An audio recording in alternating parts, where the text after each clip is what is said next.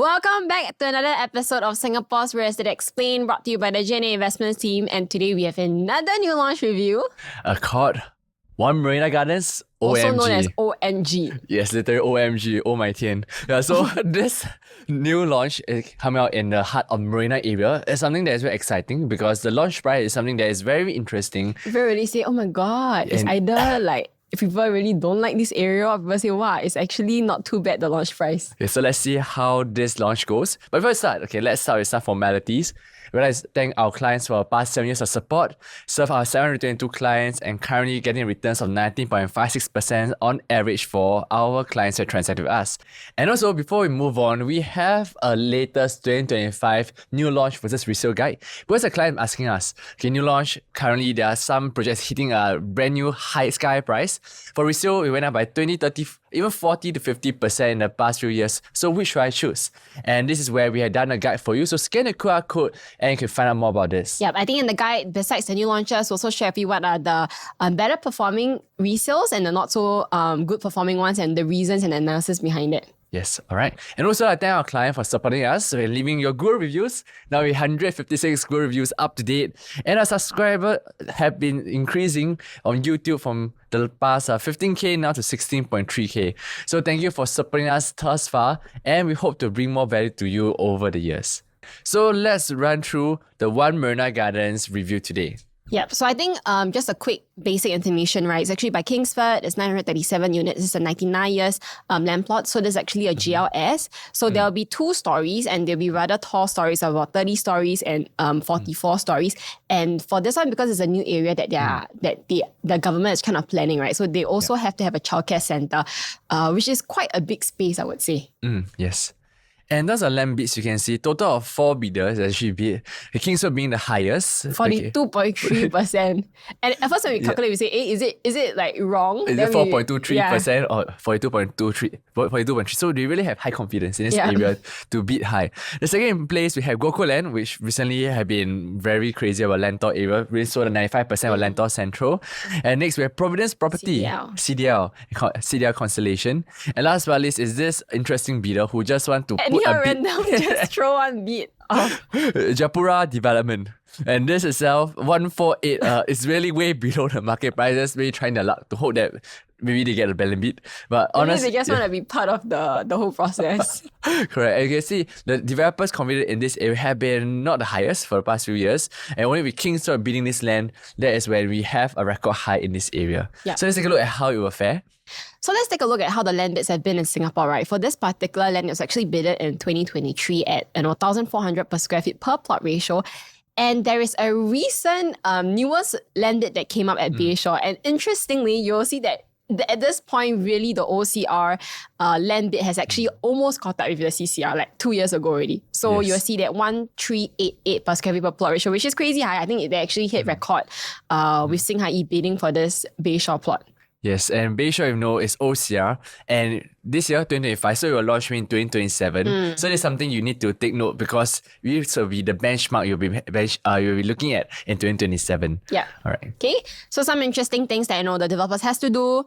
Like what we mentioned, one of them is the early childhood, means the childcare that they have to do, right?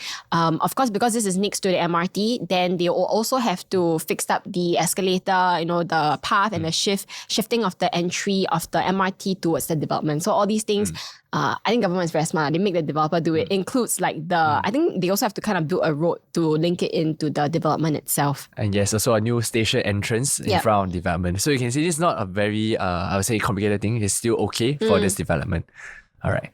So next up, let's take a look at the location. It's actually in the heart of Marina area, right next to the Marina South MRT. There's a new line that came out just recently, Thomson East Coast Line. And I would say this is really a new township. Okay, the first land plot we launched in this area. Yeah.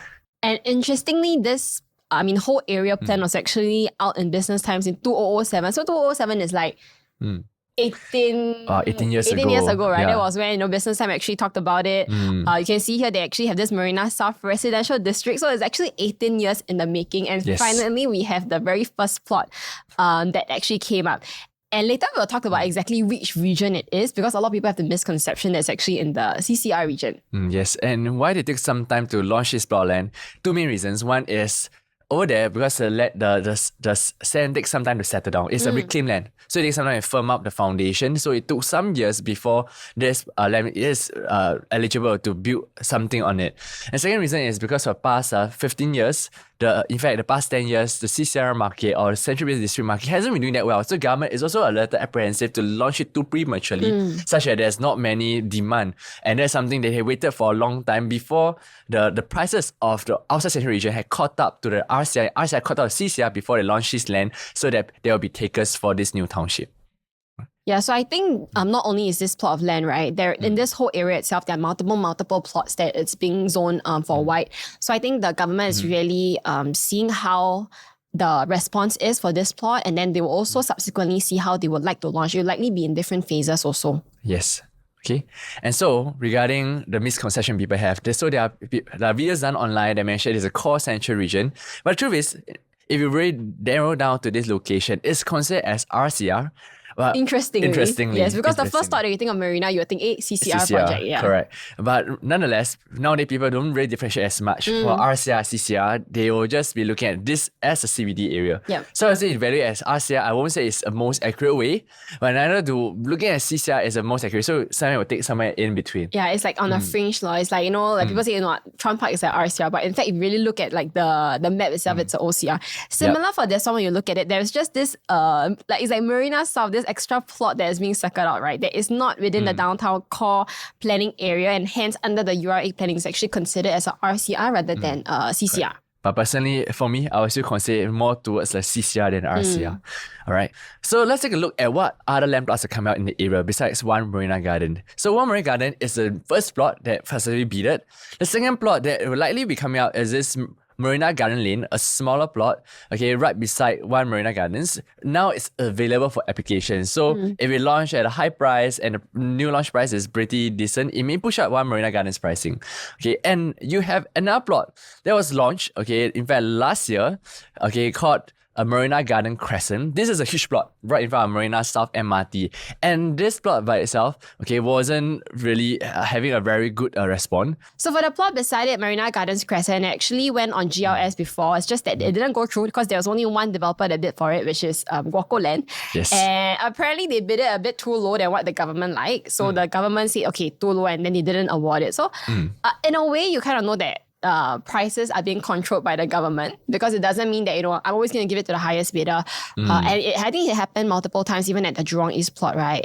So in that sense, when the government feels like, okay, developer is not ready, confidence is not there, and it doesn't reflect the consumer's confidence, they don't launch the plot at a very low price just to avoid the chances of developer launching low and then affecting the market prices also. Correct. Right. Now let's take a look at the site plan for One Marina Gardens. It had 2 blocks, okay, and up to even 30 to 40 plus floors. So we will expect a price increment from the lower floor to upper floor. Okay, and in between there will be pools, okay. Most of them are north-south facing.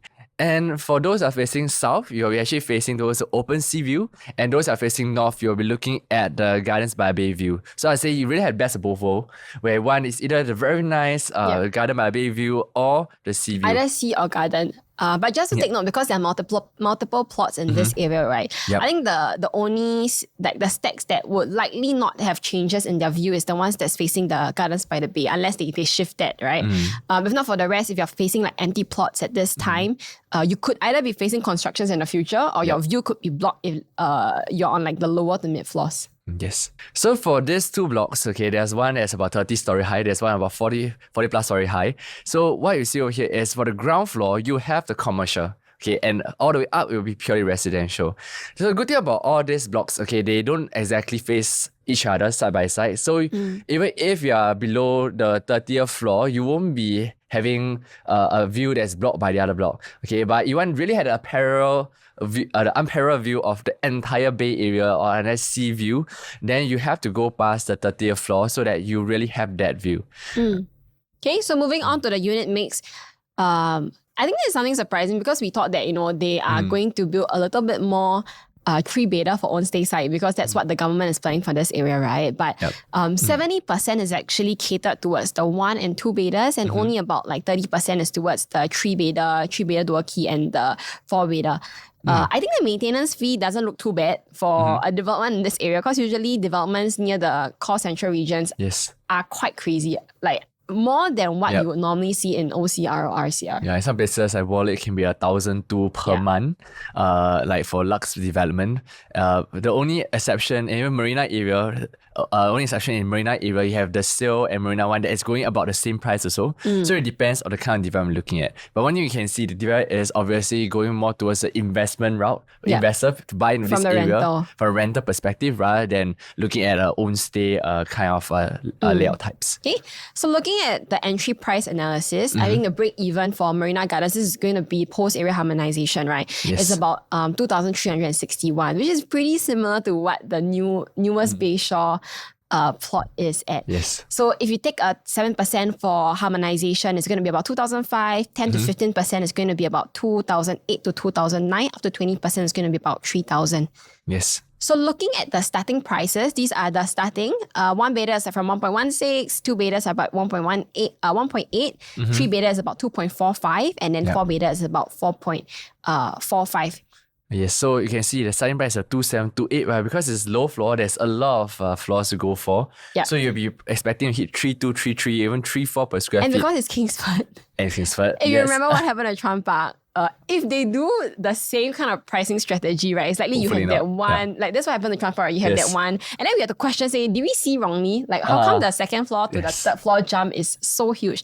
So this could happen at One Marina Gardens, correct. But after that, once you have that big jump of let's say 100, 200K, right, then their jumps at Trump Park was pretty small. Yeah, so it depends on what's the price entering, so you need to reassess on that day itself. So One Marina Gardens, we can actually compare the new launches through two perspectives. One is the CCR, core central region. Okay, the other one is from the RCR perspective. So really how you see it. Yes. So you can see that for CCR, for new launches launched in 2025, it's about 2,831 per square feet, 188 units transacted. And for RCR, which you can use your Ori as one of the biggest launch in this year, 2,722 per square feet on average as a comparative. So if you look from a CCR perspective, I would say it's slightly below. If you look from an RCR perspective, it's at on par. Yeah. But for me, personally, I still feel that One Marina Garden, it leans more towards the really CCR area because that's what people think. Marina is really core century rather than RCR.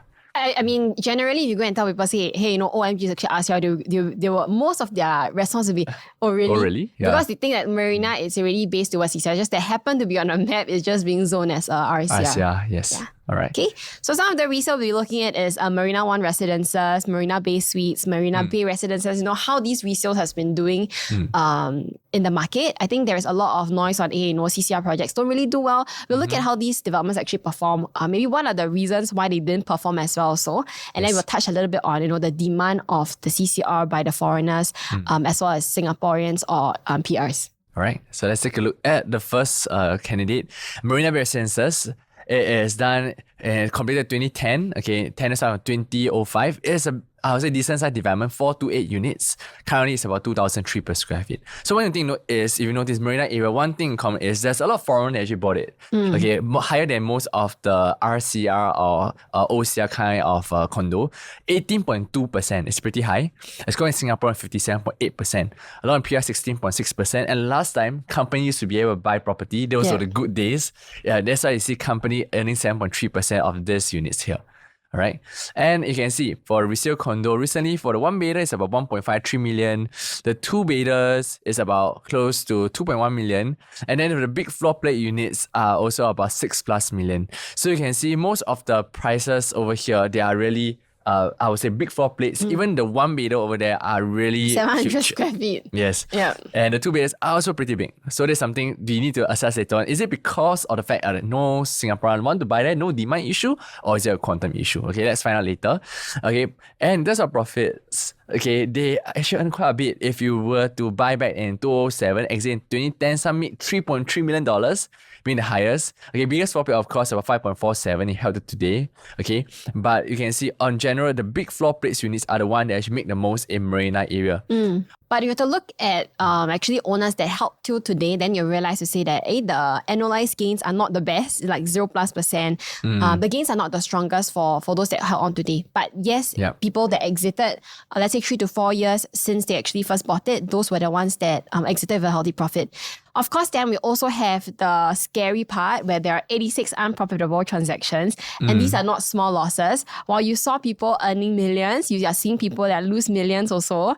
So you can see 2.5 million, 2.3 million, a lot of them all the way down, and these are like big losses. So I think these are the things that actually scare people, and it really affects the confidence of a district in general. Yes, and why they actually lost so much money is because in 2010, 2011, they really buy at the peak when property prices in Marina Bay, you bought at 205, 207, and then exit at 2010, you're already making a lot of profit margin. So when you buy at the peak, the risk of it losing is actually much higher. Yep. So if you were to look at the transactions, in 2006, when Marina Bay Residence was launched, they actually launched about 2,000 per square feet. Yes. There at that time, CCR was only about 1,288. So in fact, they actually overpaid quite a bit. But then you can also see that after that, the prices actually jump in the next couple of years also. Yes. If you're looking from a quantum perspective for a 3-beta, back then in CCR, the 3-beta was likely about 2.1 million. But because if you understand the floor plates over here for their 3-betas are huge. Yes. So quantum-wise, back then in 2006, it was about 3.6 plus 3.7 million. And that would mean that they would be paying about 1.6 million higher than like 3-betas in CCR. Correct. And they still make money despite that, 2006 to 2009. Very interesting because there's actually a story that people have been talking about in Marina for a long time. Back then, there was the Marina Bay Sands that's coming up, integrated resort, a lot of transformation story in the area. It'll be the new township. So a lot of people are buying into the hype. And when even people buying in 2009, 2010, when you buy at the peak, people still believe the story can continue. But what happened is after that, not just the area was transformed, a lot of transformation wasn't fulfilled. Even there's a lot of white side plot that wasn't done up even there. And also that with the ABSC that came in 2013, it actually did affect the entire market sentiment. So this is really the backstory of Marina area. Alright, so next up, let's take a look at another resale project called Marina One Residences. Okay, this is a very interesting project because it was actually launched back in 2014 period, right after the cooling measure that came out 2013 period, where you have TDSR that came in that limit the loan. You also have ABS that came in that raised the percentage from 0 to 7%. And this itself actually curbed a lot of people from wanting to buy property. Okay, but even in that, right, you can see the number of percentage of people buying there is foreigner is 30.2%, which is pretty decent in this area, considering that there's a ABSC that came out even after the 2014 period. Okay, so for a transaction of Marina Residences, you can see the 1-betas are actually pretty big too, similar to Marina Residences, 600 700 square feet. You can see 1.452 million to up to 1.9 million for the high floor unit. Okay, and if you look at the 2-betas, they are about 1033 square feet, 1119 square feet, also about 2.3 million. So it's actually a huge floor plate. Okay, which you later see when you compare that of OMG One Marina Gardens, you are able to have a pretty decent quantum play. Yeah. Okay. So looking at the transactions, again, a fair number of profitable and unprofitable. For profitable, you have 23 transactions. Not the best returns. Yes, they did make, but if you look at the unprofitable, you didn't have 29 unprofitable transactions. Like what Chris mentioned, I think one of the main problems in Marina One is the floor plates because they are very big for their 1-betas and 2-betas. And I think when it comes to exiting, yes, at that time per square feet, it may make sense. But when it came to exiting in the market and the resale, then people start looking at the quantum. That's when people say, hey, it's a bit too expensive for, let's say, a 1 or 2-beta. Another reason I would think of for Marina One is the facing. Because yes, it's like you have two different kind of facings in Marina One. One is the inside facing, which you're going to be facing the offices. Styles, And if you've been to the development itself, you realize that the ones that are facing inside, they don't really get much lighting in. But the ones that face outside, they have very nice views. Yeah. Okay, so if you look at back then in 2014, when the 3-beta launched, okay, they were actually going about 2.96 per square feet, which is higher than CCI market by 346 per square feet. Yep. Okay, and you look at the quantum wise for Marina Residence, the 3-beta is all huge size, so 3.797. Compared to CCI, it's also higher by a 687K. And this is comparing really new launch to new launch. So I would say you're launching at a high back then. Even if there was a cooling measure came in, even though people say cooling measure is a good time to enter, it doesn't mean that every property you buy is a good buy, right? Okay, so the last resale we look at is Marina Bay Suites. Just look at the graph, you'll see it's a tumbling down graph. Even during COVID period, the last couple of years, right, when a lot of the, let's say OCR, RCR projects that did well, this is a project, I would say this area didn't really perform as well. So looking at the recent transactions, you will see that people then say, hey, even a CCR project is going at 1,008, 1,009 per square feet. Yes. But you realize one thing is that, again, floor plates are very big. So quantum is also high. Okay. So profitable transactions, yes, we do see some that profited a lot when they bought in 2009 and exited in 2011. But then subsequently, you also see that there are more unprofitable than profitable transactions in the development. And I think this is the problem with this district itself, is that even when, let's say, pricing is right, then we also have to factor in confidence from the resale buyers into an area. Because let's say everything is right, but there's no confidence, people just don't buy, then there is no demand in this area. It's going to affect the pricing, despite, let's say, maybe layout being good, the area being good also. Yes. And one thing is, if you record this trend, 2009, when the market was very, I would say you can buy in right price, and then exit 2011, 2012, the market forces of it push up the prices and make the 1+ million. But the problem is when you cut it at the 2011 period, 2012, when market was extremely bullish, if you enter the wrong price, the downside is when the market demand drop. That is when you see the crash in price in Marina Bay Suites. All right. And if you look back, interestingly, same thing as Marina One and Marina Bay Residences. Marina Bay Suites back then when it launched in 2009, it was about 2,189 per square feet. While CCR back then, it's only 1,500. So it's really way higher for the 3-bedder. And Quantum is also higher by 715K as compared to new launches that were launched back then in 2009. So people may ask, okay, why is this happening in Marina area? What is really going on? Although PSM may seem cheap, okay, is it the key driver? People will ask, is it because of foreigners? Are they the one that's crashing our market or the one that's changing market? So one misconception they want to debunk is that all the buyers in CCR are foreigners. Okay, so we actually break down this number, broke it down from URA, looking at a D1 transaction, and notice something very interesting, that number of foreigner, okay, for example, in 2004, let's go back to the past, 2004, 48, but number of Singaporean is 258. So there's actually still a decent ratio of Singaporean that is willing to buy here.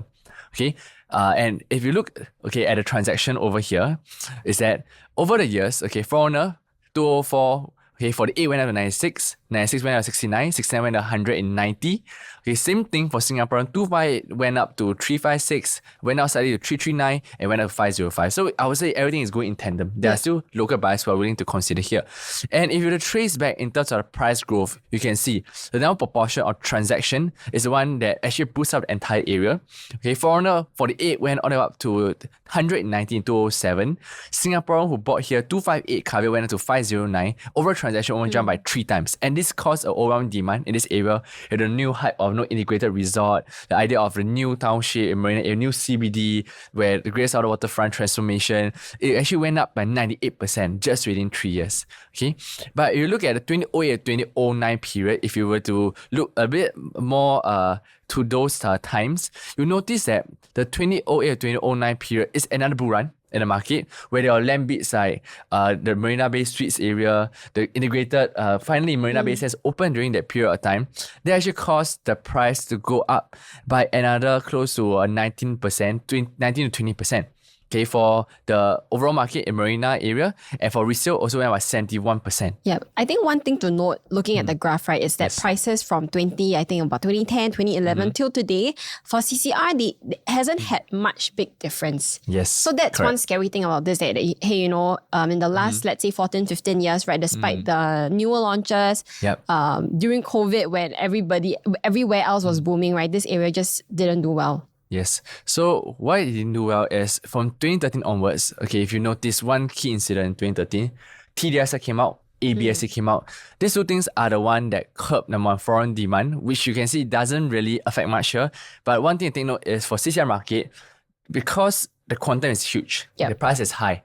So when it comes to TDSR, any linked interest rate that is affected, the affordability of this area will be most likely affected. So it curbed the prices of a lot of CCR property, not just in Marina area. And if you were to look at the 2013 period all the way to 2017 period, the prices have been going down about 12% to 13%. One of the highest drop within many different districts. Okay. And today, where are we? What situation right now? If you look at the number of foreigner, okay, and Singaporean buying here, they have been hovering below 100 of foreigner. Singaporean 120 plus, up to 200 even 2024 period when market is very hot. And if you look at 2024 itself and prorate it to what's the percentage of Singaporean buying in this area, you take 217 divided by 21098, right? It's actually less than 1%. It's about 1%. So this is something that shows that in this area, the demand in general, most of the people who are buying into this area are not the Singaporeans. Okay, they are mainly the foreigners. You can see 2024, 273 foreigner bought in Singapore property. Okay, out of which 21 of them, 10% of foreigner bought into this area. So you can see in general, it's a more, I would say, higher percentage of foreigner of the Singapore market who is buying into this area as compared to the local market. Yeah. Okay, so with this, right, that's why you see the recent growth, yes, have been pretty flat, okay, mainly pushed up by the new launches like One Marina, etc., that put up price a little bit. But for resale, it have been pretty flat for some time, okay. It went up a bit and then went down on a downhill trend. So this is something that we noticed in the market in COVID-19, especially when foreigners are leaving. Okay, we don't really see much of a growth in terms of this area. Okay, so with this, let's move on to the next part, which is the floor plan comparison.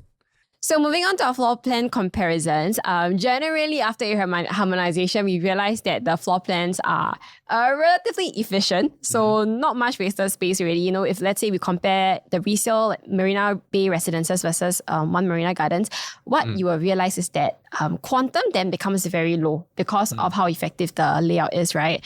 If you compare left and right, you realize that actually effective space, yes, slightly smaller, but they are generally quite similar. And now you're getting a brand new development, brand new unit. If you were to get it at 3,000, it's going to be at 1.3 plus million versus a 1.5 million. So I say the saving grace is that, okay, you know, enter into this quantum, you're not like the previous examples that we've shown, where let's say One Marina was launched, right? Them as the new launch, they were the highest in the entire area. But in this case, because you already have this big unit types in other developments, in the resale ones, it makes your quantum at, I would say, a relative safe entry as compared to your resale. Yes. Okay, right. So moving on to the two bedder, you'll see that about 2.48 million at Marina Bay Residences for 1066 square feet, which is very big, versus a dumbbell layout for 667 square feet. Again, very efficient. Okay, three bedder, 1,006 at Marina Bay Residences versus 1,238. There is also a compact three bedder which is at 904. So I think that quantum is starting from 2.4.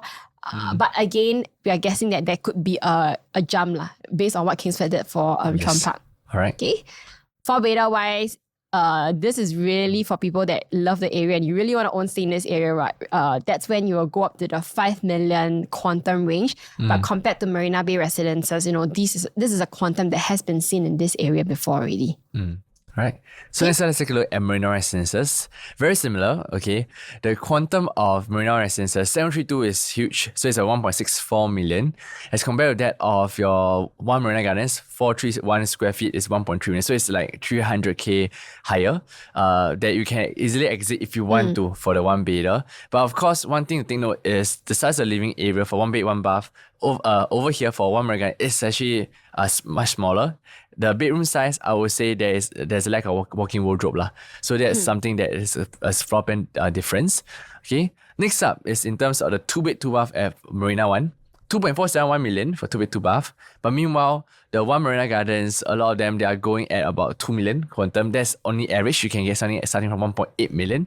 So layout-wise, besides the living room actually being smaller, okay, one thing to take note is the kitchen over here is actually also slightly smaller, but the bedroom size, I would say, is pretty decent. And in this is a dumbbell layout. So you save the walkway space you have in the Marina 1 resident layout. Okay. Next, the 2 billion plus study. Okay, so the 2 billion plus study in Marina is huge. It comes even the private lift. Yeah. Okay, that's why you can hit the 2.5 million corner at 1206 square feet. But the 2 bed 2 bath doesn't, a 2 bed plus study in One Marina Gardens doesn't have a private lift. It's just a decent, I would say more like a bigger a study corner over here.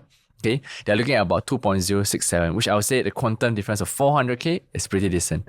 All right. So next up, we have the 3-bed 3-bath. Okay. So 3-bed 3-bath Marina residences are hitting about 3.3 million.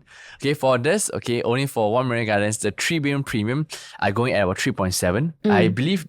Okay, they may be seeing a demand for this kind of big unit types. Yep. So they may have trust that, okay, even I launch higher, people are still going to buy because a group of people, foreigners, who got a PR, looking at brand new like Marina area, they tend to like bigger floor plates.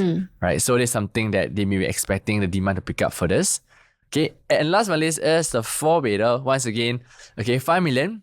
Okay, as compared to Marina One residence with a private lift, okay, it only come at 5.8 million. So one thing note is very interesting. Usually for 4-bedder, big floor plates in good CCR area, usually comes in private lift. Yeah. But one small downside, this doesn't come with that. But in terms of quantum play wise, it's still about 800k lower than Marina residences. So the last one we're comparing is Marina Bay Suites because they don't have 1 and 2 bedders. They only have the bigger ones, which is 3 and 4. We're looking at their 3-bed 3-bath plus yet. It's about 3.3 million. Of course, a very high floor at 51 floor versus One Marina Gardens 3-bed 3-bath at about 3.7 million.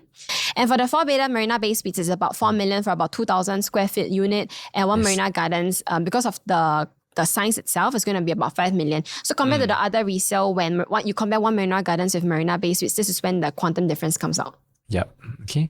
So last one is then what exactly is a silver lining in the Marina area? Okay, so one thing that people have mentioned, would it be another sale? Because the sale back then, if you look at the long time ago, 2004 period, there was nothing over here, only Esplanade, the iconic Esplanade in this area. So they developed the sale similar to One Marina Gardens, in a place where there's nothing in the area. After that, the whole place was developed to what we see today in Marina Bay, with all the office towers coming out that transform the area. So would this be another Marina, the same Marina? Okay, so you look at back then, very interestingly, when they first launched this project at the sale, it was at about 700 per square feet. Okay, lowest on medians of 900 per square feet. And then back then, right, Orchard area, it was going at about 700 per square feet. So it's really launched even higher in the Orchard area. But then in the mature, you're buying higher. And it was won by Keppel, okay, one of the first few land bid that was very iconic. It really looked like a sale, okay.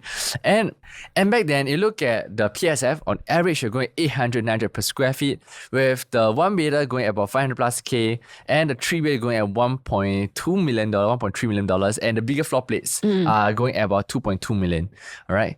And if you look at what happened back then for Marina, okay, when you launch a plot of a new land at a place where there's nothing over there, subsequently there was a lot of transformation that came out in the master plan. Okay, it was rewritten there, but in 2005, the announcement of integrated resort was done. Okay, and subsequently there was another launch called Marina Bay Residences, okay, in 2006. And what happened? Because once you have something that's announced, the plans are confirmed, okay, that's when Marina Bay Residences launch at double the PSF. When you buy 900, but Marina Bay Residence in just 2 years' time, they launch at 1,700 to even close to 2,000 per square feet. And this itself create 1,000 per square feet kind of gap and pull up the sale from 900 plus all the way to 2,000 per square feet. So it's almost double the gains. Okay, and what's important to understand this is that if you know where to trace this, and with that, okay, the sale actually went up by close to $2.9 million for a big floor plate unit just within, I would say, 4 years. And it's crazy. And this is only done possible because you have Marina Residences to set a new benchmark. Okay, so what does it, understand application for One Marina Garden. Okay, One Marina Garden, if, okay, this incident would happen again, you launch One Marina, okay, and subsequently there's an announcement of something big, something new in the area, that is like, wow, maybe a new township, a new, maybe a new theme park in the area, a new transformation. Potentially this may happen, but I honestly won't bank on it. Our investment is not always to bank on transformation because this is something unknown. But if this were announced and launched with another new land bid that is another new high, it potentially can be, I would say, a silver lining in the near future to be able to hedge this against. But once again, when it comes to investment, for our side, we always don't want to speculate. We actually look at more towards fundamentals and entry price to be safe rather than always speculating and hoping to hit a higher high. Yep. Okay. So with this, we come to the end of the analysis for One Marina Gardens. I hope that you have an insight of the prices, the analysis, and what you will be expecting in this area. And as usual, we will be going into the BWA approach. Yep. Buy, wait, or avoid. And it is something that we always do, okay, in every video. So Grace, okay, let's count to 3, 2, 1. Okay. Should we buy, wait, or avoid? Okay, let's do this. 3, 2, 1. Wait. Avoid. Okay, so avoid. Okay. I think the launch prices are very attractive. It's just that I feel like there is not enough track record yet. So I do agree that there's going to be a lot of transformation, but maybe I'll wait it out and I'll see how the market kind of responds. Because I feel like yes, potentially it could be like the sale where you get big returns, but again there's a risk because it's not like I wouldn't say it's a safe entry where it has been proven time and time again that there is demand in this area. In the past, it's been shown that this area is generally for foreigners. So it may take some convincing for Singaporeans to finally buy into this area. Personally, for an investment point of view, I feel like there are other safer options to go for, and I may not risk I would say one cycle in here lah. Yes. Yeah. So for me, why wait is once again, I do agree. Either exit-wise, people may be a little bit fearful because exit-wise, you won't have the local demands coming in the area as much as compared to RCR, OCR. But one thing is because there is still certain form of quantum play, you can still some safety buffer from the resale. I would say as long as you enter at the right entry price, you are still able to say, I would say, a safe kind of gains lah. But the key thing is you must expect that when it comes to reselling this property, you need to factor in the resellability of it, like as not being as popular as other areas. So with that, you need to really buy at a sensitive pricing. Yep. And hopefully Kingswood don't jump another 10% from the second floor to third floor. And that itself will be something I really won't know how this will turn out if that really happens. So with that, we come to the end of this video. We hope you get a little bit more insight on OMG, whether you're looking at it for an own stay perspective or an investment perspective, at least you have a walkaway price in mind. If you want to speak to the investment team to look at your portfolio, if any questions on market, you can also contact us through the QR code at the bottom. If not, we'll see you next time. This is Grace. This is Christian. Bye-bye. Bye.